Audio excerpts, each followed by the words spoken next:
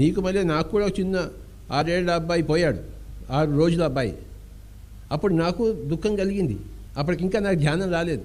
1976 నాకు ఇంకా ధ్యానం లేదు, ఆత్మజ్ఞానం కలగలే. దుఃఖం సహజం, కానీ ఆత్మజ్ఞానం కలిగిన తర్వాత దుఃఖం అసహజం ఉండదు. మనకి దుఃఖం ఎంత ఉందో అంత అజ్ఞానం ఉందన్నమాట. మనం దుఃఖాన్ని బట్టి మన అజ్ఞానాన్ని మనం బేరీజు అంచనా వేసుకోవచ్చు. ఎవరికి వారికే లిట్మస్ టెస్ట్ ఇది. ఒక తల్లి ఒక 4 ఏళ్ళ అబ్బాయి పోయాడు, పోతే ఒకటే అబ్బాయి 4 ఏళ్ళు పోయాడు.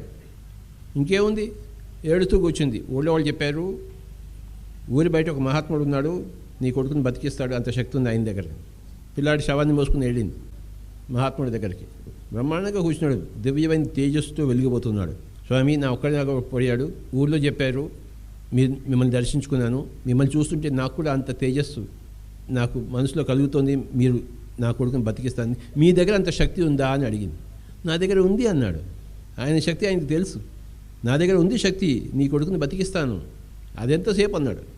నా కొడుకుని ఇవ్వండి స్వామీజీ, ఇస్తాను, కానీ ఏ ఇంట్లో చావు లేదో ఆ ఇంట్లోంచి నీ ఆవగింజలు తీసుకురా, అప్పుడు నేను ఇస్తాను. ఈవిడ పిచ్చిది ఏమనుకుంది, తన ఇంట్లోనే చావు ఉంది అనుకుంది. పక్కింట్లో ఇంకెక్కడ చావు చూడలే ఆవిడ, తన కళ్ళతో చూడలేదు. తన కళ్ళతో కేవలం తన కొడుకు చావుని చూసింది ఆవిడ. పరిగెత్తిన పక్కింటికి వెళ్ళింది, కొన్ని ఆవగింజలు తీసుకురండి, తీసుకో, మూట తీసుకో, నా కొడుకుని బతికించిన ఆవగింజలు ఇచ్చారు. సంతోషంగా ఇచ్చారు.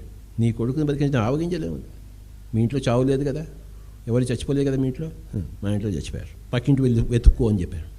ఏ ఇల్లు వెతుకుతుందా అమ్మ, ఊరంతా కూడా చావే. అప్పుడు తిరిగి ఆవాలు లేవు చేతిలో, ఒట్టి చేతులతో వెళ్ళింది. స్వామీజీ, నాకు అవగాహన వచ్చింది, ఇప్పుడు నా కొడుకు నాకు అక్కర్లేదు. దుఃఖం పోయింది ఆవిడకి అవగాహన వల్ల. అవగాహన కల్పించాడు.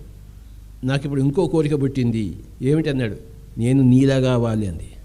ఓస్, అది కూడా అంతేనా, కూర్చో, పక్కన కూర్చో, చేతిలో చేపెట్టి ముక్కులోని గాలి ముక్తికి మరి దారి అని చెప్పాడు.